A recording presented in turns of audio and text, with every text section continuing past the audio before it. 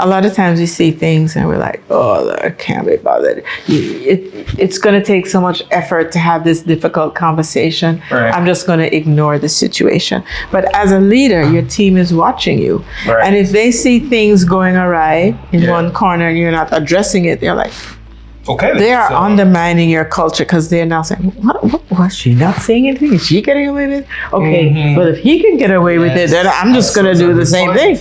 So you have to be equipped and embrace the fact that difficult is normal. And just as how you want to do the enjoyable things, you just need to equip yourself to be able to do the difficult things. And so how do you equip yourself? By looking at ways that are outlined for you as to how you can do that. Yes.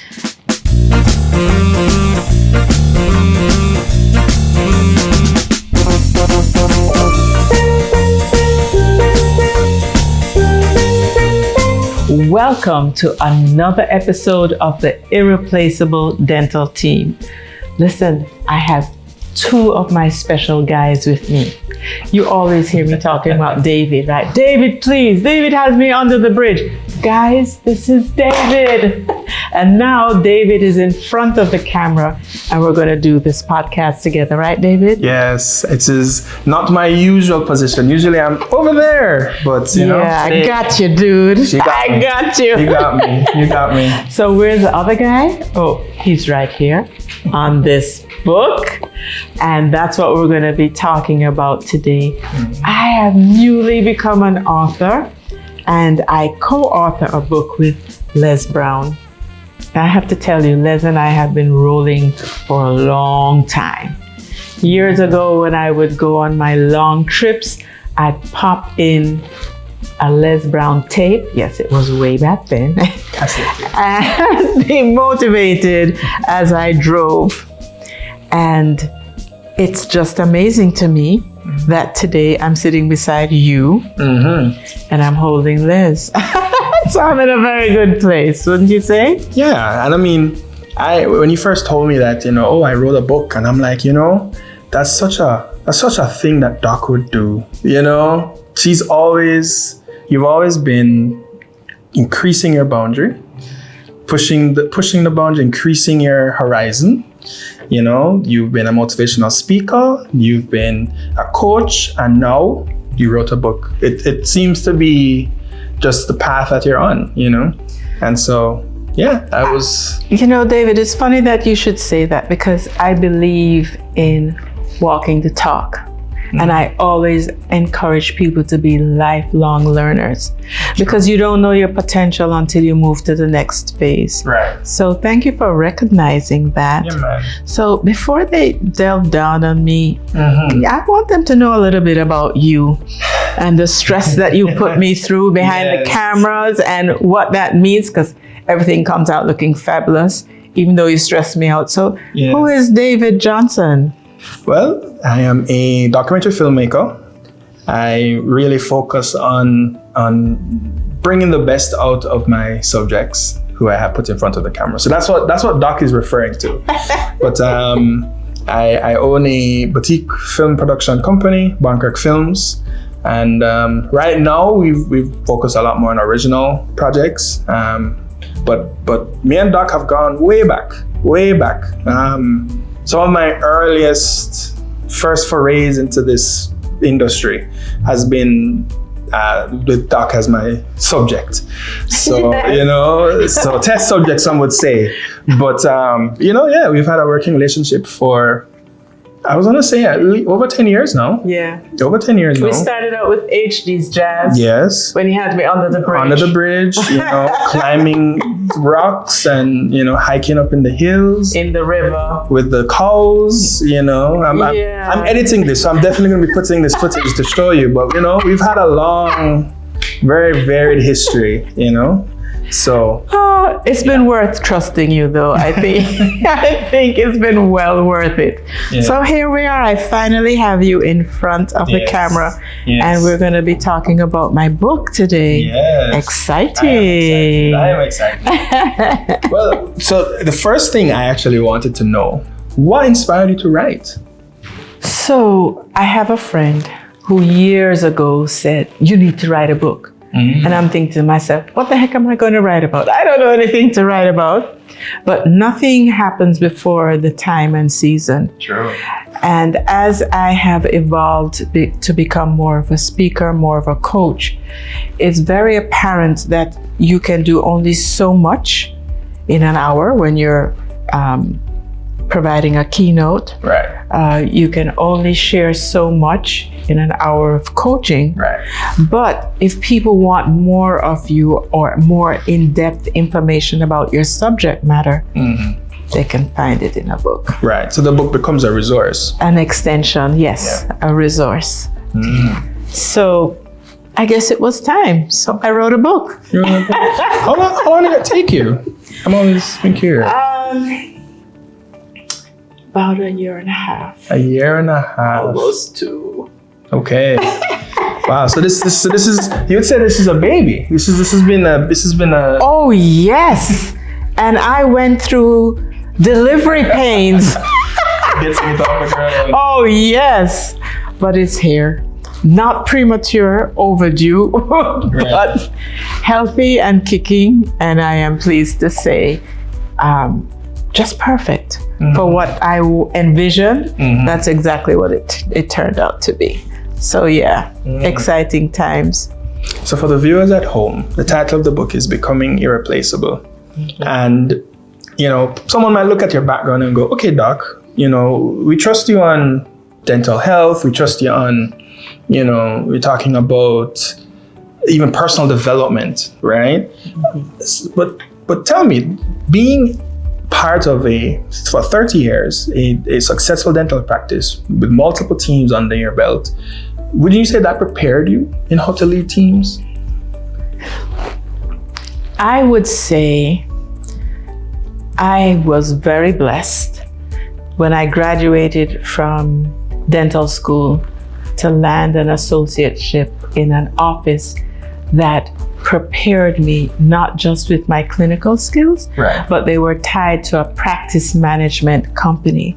And so I was flooded with information about leadership, about systems, about people, about all the things that we really need to bring to our clients that we learned nothing about in professional school. That's right. So having a taste of that, I continued my growth with going to courses, getting certifications, because if I was going to lead my team and have certain expectations, I have to lead by example, right? So I've been honing my skills for a long time. It's just now that I've moved from preparing my team to preparing others who are not employed to me, but are in the same professional space. Right. Yeah. And I will say this to our viewers, that Doc is continuously somebody who is all about personal growth. Doc is not comfortable sitting still. Right. From an educational standpoint, from a growth standpoint, like she's always, okay, what's next? So I'm not surprised that you say that, you know. I was not surprised. And I think for those who are going to read this book, that they have to be also ready for that themselves. If you are not ready to be changed, like you're not willing to, okay, take this information and really analyze it and see where it can be applied in your life, don't read this book. Don't read it. Don't take it, because it's not for you. It's really for the people who are ready to, all right, I'm willing to have my mind change about something. Or, I'm willing to have my the way I regulate my emotions change about that. Right. You know? Speaking of which, I noticed one of the chapters was about emotional intelligence. Right. And that's something, I'm married to a psychiatrist, right? And so we talk about our emotions quite a bit, right? And, Lord, what does he have in store for me with this question now? It's something that most people do not realize what they do or don't do, right? How they deal with, you know, difficult confrontations, or even in their personal relationships, or even in the work environment, right? Right. Tell me a little bit about that. So let me tell you why it's so important, David. Because all our lives we've learned externally. You learn the math, you learn the English, you learn the science. But what do you know about you, and why do you operate that way, and why is it different from how the other person operates, and is the way that other person operates good or bad? Why I'm upset when this person doesn't see that. So understanding who you are, how you show up, and understanding the people around you and who they are and how they show up, and how you can supplement my shortcomings and vice versa, is the key to being in a team that is cohesive, that is productive, that can at the end of the day be irreplaceable. Yes. And I just think, from a leader's perspective, even if you yourself aren't reading this book, your team should be reading this book, because you want a successful team. Those same factors affect the bottom line, whether you like it or not. A team that has a delay because, boy, this person never worked with that person, or boy, this person angered that person, so they never send the email in time. And, it's the area of business that, and success, I should say, rather than business, that we don't talk enough about. Right. So, traditionally we'd speak about the touchy-feely things, right? And it almost may seem feminine, but now we're realizing that we are dealing with people. It's just being human. And human beings have feelings, they have personality types, they have points of view, and all of it is a wonderful gift if you understand it and you know how to use it.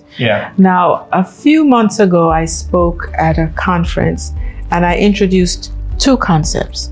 Number one, the Kaizen method of learning. So that means a little bit at a time, and over time, wow, you've developed a wealth of emotions. And that's what we want to encourage doctors to do with their teams. You may not have a whole lot of time or a whole lot of money to train, but it's absolutely necessary for your business to continue to grow, for your patients to continue to reap the benefits of being connected to you. But here's the thing, your team can only go as far as the leader. John C. Maxwell, one of my mentors, says that's the law of the lid. So you may not know a whole lot, but here you are, committed to taking your team along this journey. And so you may go through from cover to cover, or you may choose a chapter at a time. It's designed that it can work either way, and you're growing together, right? You educate, innovate, and elevate as a team. Priceless. Yes, law of the lid. I quite like that. I wish all of the businesses that I deal with had that kind of mentality. They expect more of their team than they do themselves sometimes. Oh, you have to lead by example. Speaking of, I also noticed when I was looking at the book that adaptability comes up, and in relation to being irreplaceable. How important is that for both on an individual level as well as for the team as a whole? It is so important, especially in today's world. So if I said to you, Blockbusters, if you're old enough, you'd say, oh, we used to go there and rent movies. Blockbusters, yeah. If you're in another generation, you say, who? Where's that? What? What is that? So you asked me about adaptability, and we have a chapter 10 on adaptability and flexibility. So you want to have standards, you want to have norms, you want to be able to know that these are the parameters in which we operate. But the ideal. you exactly, but you can't stay stagnant because the world is changing. And how we operated before pandemic is very different than how we're operating now. And just in 2020, we wouldn't have referred to it as the good old days, but now based on how we've traveled forward, it is the good old days. So adaptability means that you need to look around and be willing to be flexible. Not dilute your standards, but recognize, people are doing a lot more with online. Maybe there's a service that I can provide, telemedicine. I no longer do my consultations face to face. I do them on Zoom. Okay. Share the screen and we go through details. Okay. But that is because I chose to become adaptable. And that definitely wasn't there for you 5 years ago, 30 years ago. It really was not. I grew up in the age of the dinosaurs. But thank God for learning, failing forward, and being adaptable. There's a quote in here that I wrote. Original quote, right? Yeah, are you ready? Do we have a drum roll?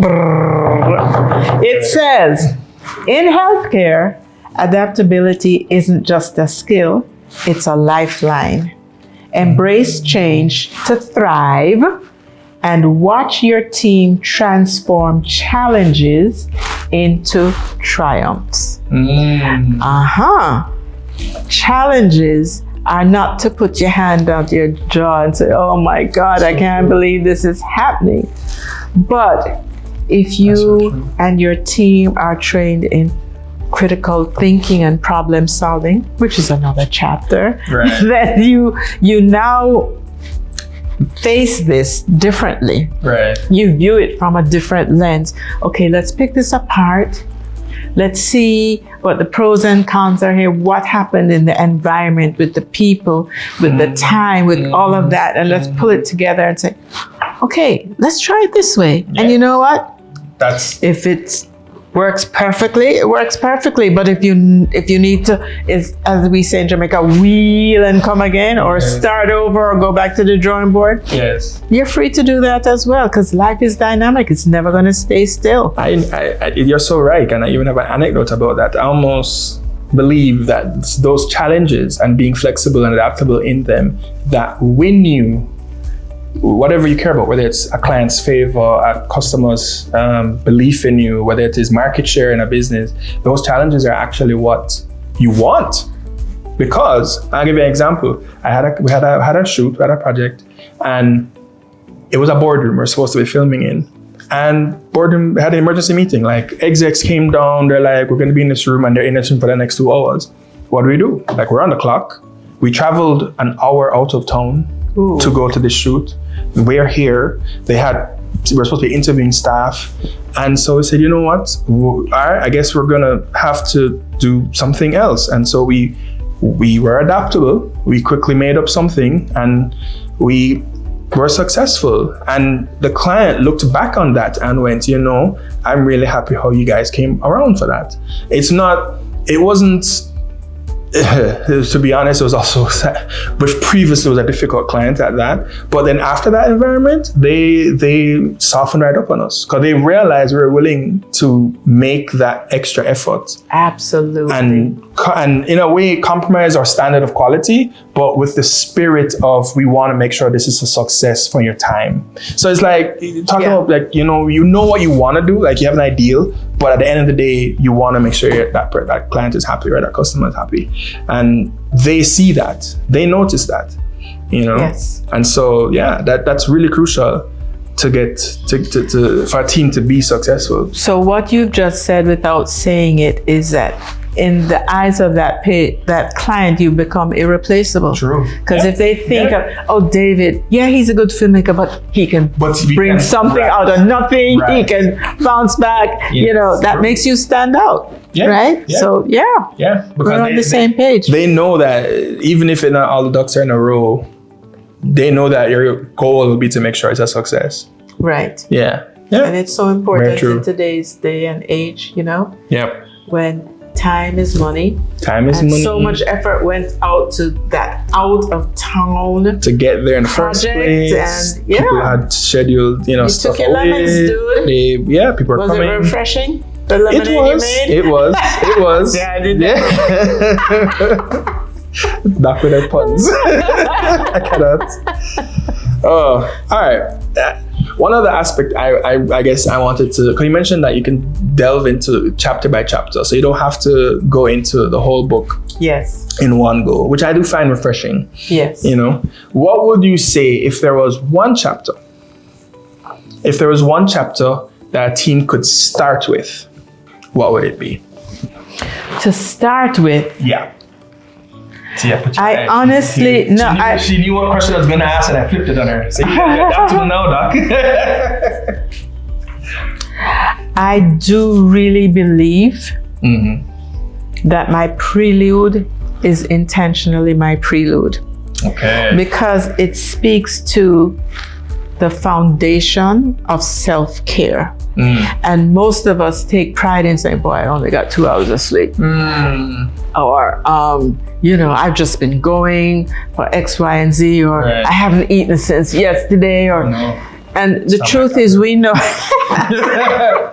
we know that you can't be at your best, you can't give to others if you're empty. Right? So you need to make sure you're well fueled by not just eating on time, eating healthily, not just sleeping, but being mindful that you need to be in a place where you totally rest and sleep. And also understanding that your emotional health is important, because we all know that, if you're hungry and you have a decision to make, you're tied between, I need to think this through, but I'm so hungry. If you're hungry and you're feeling, that you can give this thing your all, then it gets your all. And at the end of the day, the end product, you feel good about it. The recipient feels good about it. So let's not forget the self-care. And if you can start with understanding who you are, what your needs are, and giving yourself permission to take care of yourself, it's absolutely priceless. The people on the other side of the world in the East, they see getting massages as part of health and wellness. We see it as something luxurious, and you treat yourself to it every once in a while. Right? But I don't know about you, but just somebody helping me to relax and recalibrate and reset, and sending me out there to do whatever, I am ready. I am ready. So I'm encouraging self-care first. Self-care. Okay. And I did not expect that, guys. I will admit. I was expecting certain chapters to come up, but I'm happy that she mentioned this one actually. My next query would have been for the team aspect. Because I have a small team that I work with from time to time, you know, and my team is flexible. A big project comes, all right, we bring more people. A smaller project, okay. So like for today, we have, for example, Jason with us manning the camera. Oh, hi, Jason. Yes. Right. But when it comes to teams, what would you say are common pitfalls? What would you say are like very easy things that you see teams doing wrong? I would have to say not really understanding how to communicate well. Ouch. I've sent my message. I know exactly what I meant it to be. You've received my message. Maybe in totality. Maybe in parts. Maybe it's been colored by a previous conversation that you've had with me. So right now what I've sent is definitely what you have received. And those simple dynamics make a big difference. The other thing is, you're going to come across whether teammates or clients who die off the handle. They get upset and they're up there. How do you bring them down? You have to know how to communicate.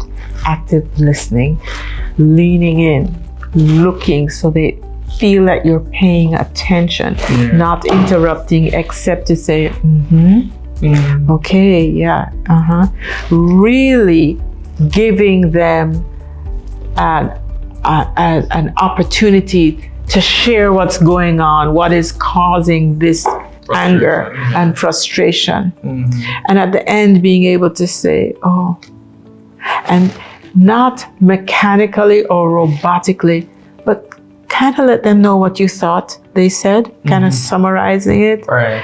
and allowing them to say, yes, you get it. Yeah. Or, no, that's not what I was saying. And they get. So a lot of times when people are angry, it's the frustration of not being able to feel heard or feel seen, and understanding how to do that.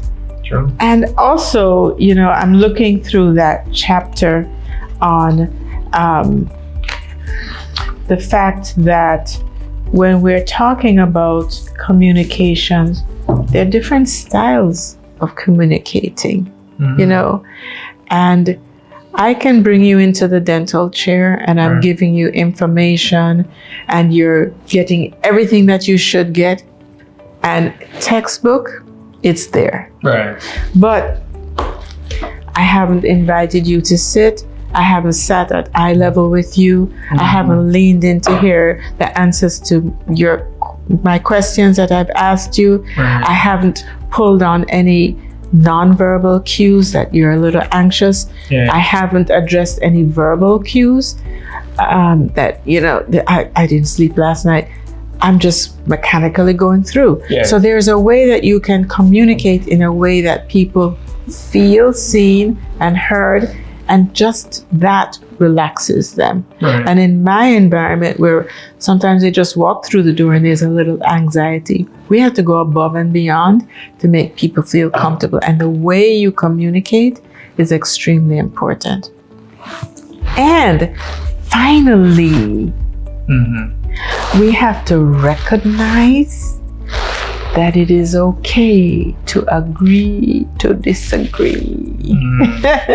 Many times people are having a robust conversation and it breaks down because it starts out with us not necessarily agreeing, but then I start slinging shots at you and you're slinging shots at me because you feel insulted that I don't see your point, and I'm feeling, okay, if that's how you're going to about it. And before it becomes something that's like, and somebody's drawing a fist or somebody's pulling a knife or a bow with a gun, and you're like, when did it become this? It's like when you have if the goal of your arguing is to make the other person agree with your position, and the other person then you will never stop arguing. That's you will, however it is to be understood. Right. Then maybe you can reach that point of, at least you understand what I'm saying. We're going to be in disagreement. Yes. That's fine, but at least we understand each other. Right. Then we can agree to and we can agree to disagree. But I think so much, and I can talk from experience. Yes. Unfortunately. Yes. That sometimes... Is it what your psychiatrist wife has taught you? No. This is it's a documentary, you know? Right. Listen, I hardly get you on this side of the camera, so I'm gonna milk it. Just that, you know, I realize where I can confuse being understood with wanting you to agree. Okay. Yeah. You know, and honestly, I think we've all been there, though. Yeah. You know, I can agree with that. But in a team environment, it's even worse because now you have power structures. You know, the boss said so. And so, if your boss said something and you disagree, are you really going to voice your disagreement in the same way? If there was no power difference, you know, so there's a lot of that at play, and I think you really do, as a leader, need to be that bigger person and be able to lead. Yes. By setting that example of, you know what, it's okay for us to be in disagreement. It doesn't affect your job. It doesn't affect your, you know, like be very clear about, you know. Yes. And you know what I was thinking about as you were sharing that? Having the freedom to have difficult conversations. A lot of times we see things and we're like, oh, I can't be bothered. It's going to take so much effort to have this difficult conversation. I'm just going to ignore the situation. But as a leader, your team is watching you. And if they see things going awry in one corner and you're not addressing it, they're like, okay. They are undermining your culture because they're now saying, what was she not saying anything? Is she getting away with it? Okay, well, if he can get away with it, then I'm just going to do the same thing. So you have to be equipped. And embrace the fact that difficult is normal. And just as how you want to do the enjoyable things, you just need to equip yourself to be able to do the difficult things. Yes. And so how do you equip yourself? By looking at ways that are outlined for you as to how you can do that. Yes. So many ways that you can stay on the grow. Yes. Since we talked about the book, how can persons see the book? Where can they get it? How would they Amazon. Everybody can access Amazon. You can get it on the Kindle version, or you can get it in soft copy. Yes. And I'm working on audiobook. I was gonna say, I wanna hear Doc. Well, it may not be me reading, but it will be a good voice. How about that? All right, sometimes you have to spread the love. How about that? That's true. There we go. If normally at the end of your podcasts, you ask people for a quote. Yes. Yes. So now I'm gonna ask you for a quote. Well, I have a cheat sheet right. You have a cheat sheet right in front of you. This book is filled with quotes. Well, let's say that you consider yourself irreplaceable as a person or as a team. Richard Branson says, business opportunities are like buses. There's always another one coming. But guess what? You have to be ready. Les Brown says, you have to be prepared so when the opportunity comes, you can bite. Right. When I was preparing years ago to be able to be the leader I needed to be for my team, I didn't know I was preparing myself for such a time as this. And the truth is, a lot of what is here, it's things that I've been saying for a long time. True. But I went and I did research to find out, what do the pundits say are characteristics of people that they've observed over the years that they deem successful. And I gave each one a chapter. So it is my years of preparation coupled with doing my research, and I really feel that this is something that can help an individual, a team, or organization. Sky is the limit. Okay. Wow. I feel I'm not supposed to be the guest, but I feel like I was given such great knowledge today. Oh no, we haven't stopped here. No, I'm putting the knowledge in your hand now, David. How about that? Can't say I never give him anything, right? Can't say never give him anything. Now, my thanks will be your feedback as to how you found each chapter and how it has helped you with your team. I will definitely give you that.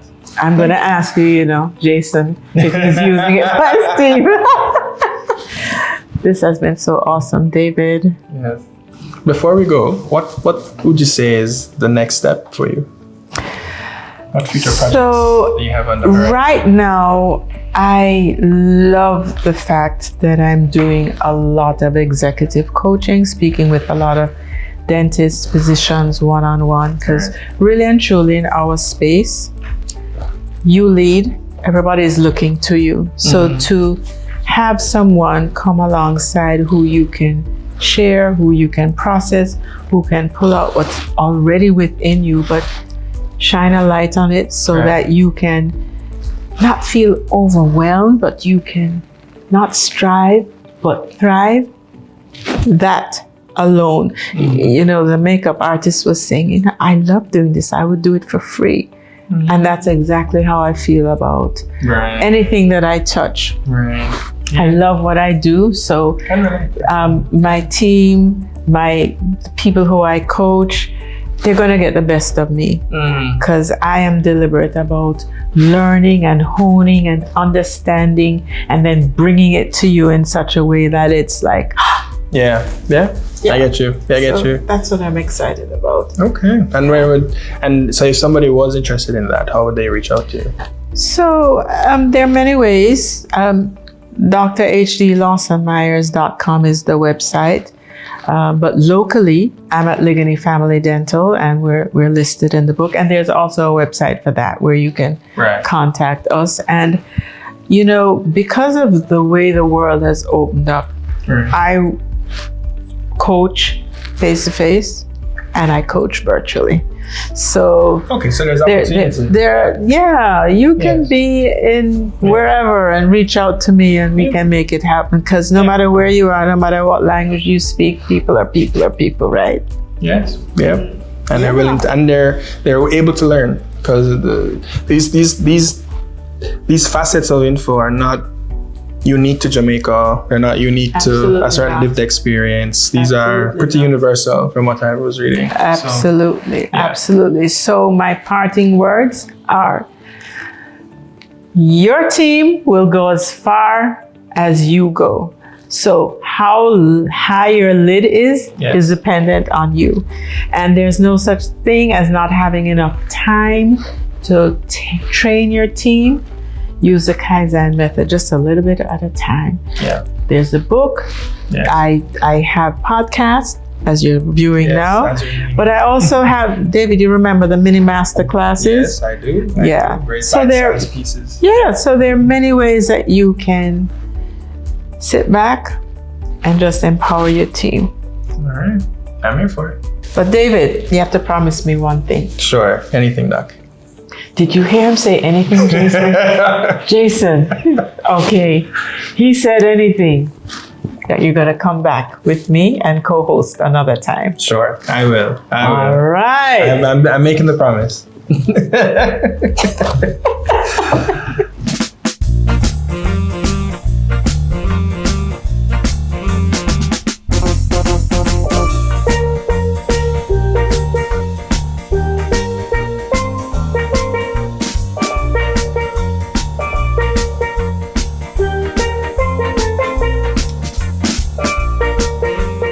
I always enjoy these podcasts, but this one today, it took me to the moon and back, because I was speaking to someone who I so admire and respect. And, you know, the truth is, he pulled out a lot of information, but the reality is the journey was a preparation in constant progress. I became a John C. Maxwell team member in 2014. I'm a Strength Finders coach. I've been certified as a speaker and transformational coach. And all of those things put together make me feel so equipped to be able to serve. Now, I hope that if you haven't, that you'll subscribe, and remember that life is better when we live, love, and grow together. Catch you the next time.